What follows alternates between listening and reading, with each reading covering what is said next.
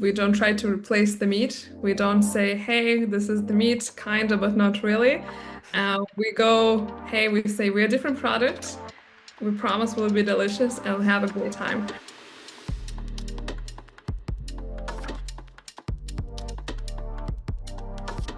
Hello, and welcome to season two of ProVeg Talks, Food Industry, where we go beyond innovation to examine the real world challenges keeping plant based food from reaching its full potential.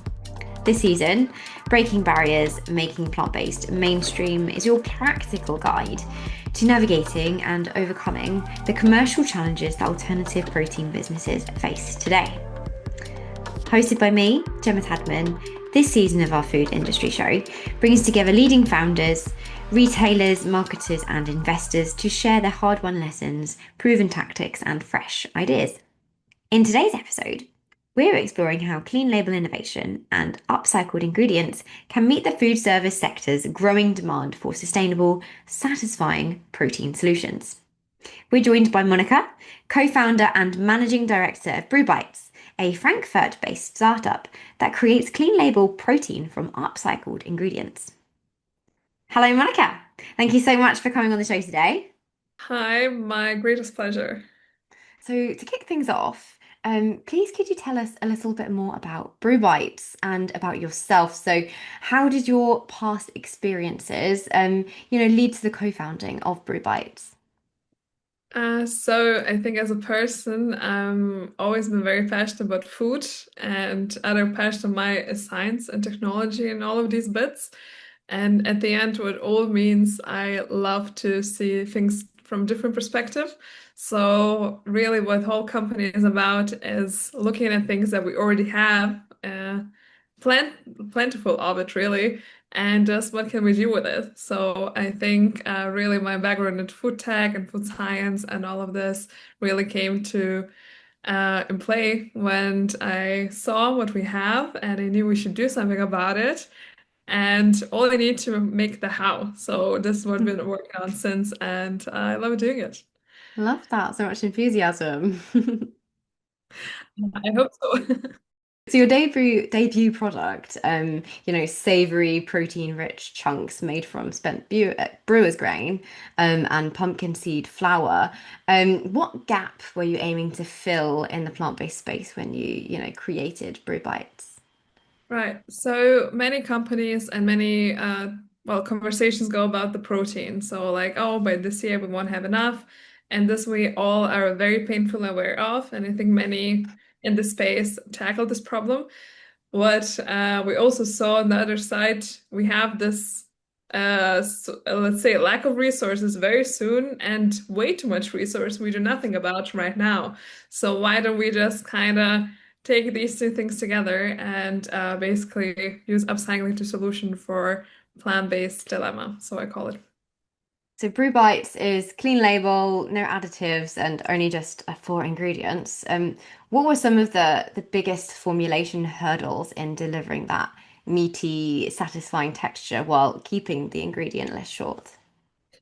All right, so generally I'm a strong believer, then I am upset about it or struggling, but that limitations really force creativity and to really limit yourself to do the least impossible ingredients while a clean label, while as much protein as possible. And the overall goal of the company is to put to use as much side streams as humanly we can. And these are sounds very complicated and hard. But once we manage that, we literally de really deliver something that's managed to be delicious because at the end we work on food. It has to be good, has to be feel good to eat and pleasurable experience. And all of these constraints really force creativity, I think, greatly and really push us forward to make something really new and very great value, really. And I think when we started, Clean Label was still it was a big topic, but it wasn't a must. And I see the shift in the industry where it's becoming a must and expectation that we have to achieve. And I'm very happy that we really went there. And I don't think we will ever go back, really. And why would we? And these challenges, really, what we have, what it ended up being that we looked at even more side streams we could use to really make it work because we didn't manage with only ingredients we had. So, okay, we need to push forward. And now we managed to reach 75% of side streams because of these constraints. Amazing. So, yeah, so that's why it's hard, but yeah, that's what got created. Fantastic. So that's a nice story. Now let's look at the commercial case for upcycling. From a business perspective, why is upcycling such an exciting, frontier for plant-based food production, especially when it comes to balancing sustainability with, cost pressures? Yeah, so of course, when we talk about resource we already have and what we're using waste products, all of this is a very obvious sustainable case. So, okay, logically, we already have these things, and CO2 print of these items and products and ingredients is way less than of new. This, I think, we all understand and agree on. And just really, when we compare of course, when we compare like traditional products of meat to plant-based, barely you can compare really because the impact and the difference are so great. And then within that space, we manage to even go further again, one more step, because we aim to use as little new ingredients as possible. So the idea is that we don't need to make anything new for our products, we just use what we have, right? And there to make another push. So this is also very challenging, but I think powerful thing we can do. And on the business perspective, pretty simply, whatever is available and not used is sunk cost. So from I think once I think brewers are catching up to that for sure. Some other industries that, hey, we have this, why don't we use it? We can make, well, money of it, right? Yeah. And I think this is sustainable, a very attractive, sustainable challenge and story, but on business per se, I think it's absolutely great. And the power it gives to us as a company is as well that we do not compete on some of the major ingredients on the market, or it's not. It is, we can compete, but we don't have to because we have so many other things we can use. So why should we? And it gives this great also business freedom for us. Interesting. Now you've chosen to focus on food service and B2B, not retail at the moment. Can you walk us through the thinking behind that decision? All right. So here, actually, when we started, I think many startups with a food product have this dilemma of B2C to B2B. Where do we go? And our experience from the very beginning, we have great validation from B2B. And then we looked at it more deeply and realized we can, as an impact company, we can really make great impact, huge impact with relatively minimal cost, at least in the beginning. And we decided to explore that. And now, after a couple of years, I don't see one day maybe it will be B2C, but there's so much opportunity in B2B markets and so many companies, catering companies, and it's also ideas like, for example, one company we work with, they just exchange chicken in one of their meals, very traditional German meals they make, and it just became plant-based basically, and no Well, one said anything. No one really cared about it. It just happened. amazing. And yeah, so I really think like they have so much opportunity for themselves to evolve and change, and now they are onto it, and we really like to be part of it, basically. And this kind of stories you couldn't do in this B2C. You can really not give people one thing and maybe hopefully change that, but food service evolving and they really are close to the consumer.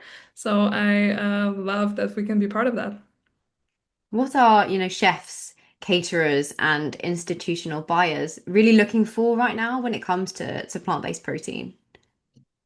So I think now many, all of these companies and all of these stakeholders had opportunities to work with such products, and they have their excitements, but also know the drawbacks really. And generally, what we notice, everyone wants to have the few products as possible that are very easy to use, very uncomplicated, because the chefs don't have time. The companies not always have lots of big budgets. So here have to be really mindful what products they choose. So I think versatility is king. And if we really, really try to make with each product that can be used in all the ways. Whatever you need, we got you, and we'll help you out. Whatever you need, whatever recipe you need, we are there for you. And this works real well. And yeah, the chefs, we just really want to help chefs to make delicious food to make their customers happy. That's so great to hear. Now, there's a growing demand for products that are Yeah. meaty, satisfying, but also healthy. How does Brew Bites help to meet that demand in a way that feels indulgent, but not restrictive? Mm. So I think here we really try to go for not to go for actually more importantly, we don't try to replace the meat. We don't say, hey, this is the meat, kind of, but not really. We go, hey, we say we're a different product. We promise will be delicious and we'll have a great time. Because all of this, I think the company and all the ideas from side stream to mainstream are great and beautiful. But when we talk to food, talk about food, talk to food, about people, and people just want to enjoy. They Yeah. don't feel robbed of the experience of, oh, something is missing. And all idea is, hey, we're going to give you something that's beautiful, it's delicious, you're going to have a great time, and your mouth is going to be happy, and so will your stomach. And you're gonna feel great, and this is really the goal. So we try not to imitate. We try to give you protein, the fibers, the taste, the texture, and please enjoy. I think that's a really good way to do it because at the end of the day, as long as people have something tasty, I don't think they'll really care if it tastes like meat as long as it is tasty. Right. Yeah. I mean, there was this, I think, time where like the imitation was really the goal, and some companies really go for that. And I think there is place for it for Mm. sure. But I think where our more focus is just like, hey, it's gonna be delicious, promise. And it works, and people have a great time. And then, yeah, not everyone cares that much exactly how it came about. So, yeah, it's all about having good food. Now, some people associate, clean label with less flavor or functionality. How do you overcome that perception, where taste and versatility are king? So here, I think the limitation of that also give us the power because now there is this like drawback conversation about oh so many ingredients doesn't sound that great. People really just also we talk a lot about consumers of course in business, but at the end it's people Mm. in their kitchens, in their work, in their home, in the hospital, at the school, going to have lunch and they want to eat what they understand and they feel comfortable with. If you want to eat bread, you want to eat bread. You don't want to eat something, maybe bread. And here, I think where if I tell you, hey, you're eating beer for lunch, you'll be like, oh, well, I have it in the fridge. Like this is just something like that, right? I'll say, yeah, sorta. It feels way closer to home and way more natural, I think Mm. and translates way better for people, for most of the people. And I think really bridges this gap of unknown and like, what is this even? What were we talking about? Feels way more comfortable. And I think it's very important. And then, yeah, when it comes to functionality, it is a lot of work, of course, to make a clean label and not Mhm. use the help and ingredients that are available and definitely have their place on the market not to do that. It's big challenge, of course, but I think it's worth to manage because now we can say, hey, this is basically what's in your fridge, just kind of we made it something from it more. And yeah, I think it's comes really well to consumers as story. Now, your product has a really compelling story. Obviously, upcycled grains, local supply chains, and a short ingredients list.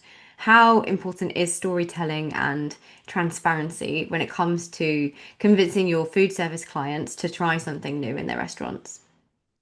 I think now because again they had like these experience already, so they most people already have certain opinion and a certain expectation. Mm. So we usually, for us, what works the best, we give to try. We go to as soon as possible, go directly, "Let's have a bite, let's eat a bit, let's try. And then the story is very simple because the product is great and when it's happy, because it can sound a bit like, oh, what are you guys doing? What is this even? And like, why would you make something from beer stuff, like beer grains or whatever you guys do?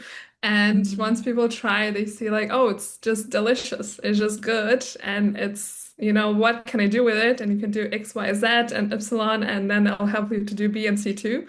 And that's really all they need mostly. And of course, the expectation on availability and security, then we really try to build these partnerships and close connections in the industry so they see we can work together and we can give them what they need. What barriers still stand in the way of scaling niche innovations like yours into mainstream menus, and what would really help overcome them? I think so.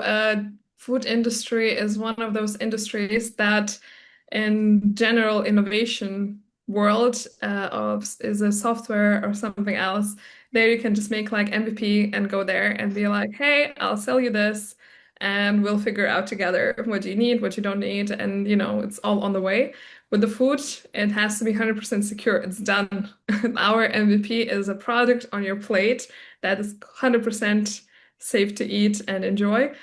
And to come to that, you have this expectation of safety and security. There's a lot of this also cultural strength and expectation to it. So I think here to really protect that and really give opportunity of, okay, we will give you what's safe, high quality. You don't have to worry about anything. It's going to be great. And you can trust us as well. So it's really at the end of the day, it's really building the relationships in the industry for a long time. And with some companies, of course, it takes longer time. If it's a big company, as always, more steps to take. But here to be patient, to take each other time and really be open because I think also many startups, of course, we come here with lots of ideas and lots of, power and we want to do things. But I really need to try to reach the same goals because these companies also want to make food more sustainable, more healthier to their consumers, and this is what we can help with. But to be really open to each other and foster those great relationships to the industry. Are there specific policies, procurement systems, or industry shifts that could better support sustainable, like food innovation, like Brew Bites? Absolutely. I mean, there is not much regulation from EU when it comes to upcycling, side stream. There's no real generally everyone knows like okay we should be more sustainable but in practice there's like communities that build from universities in Netherlands for example that they try to make like policies for EU that we also took part or some suggestions but there is not really much of it as of now.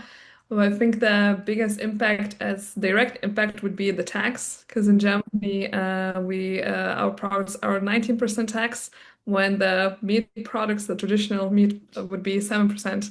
So it's huge difference really when you work and you sell and all of these things.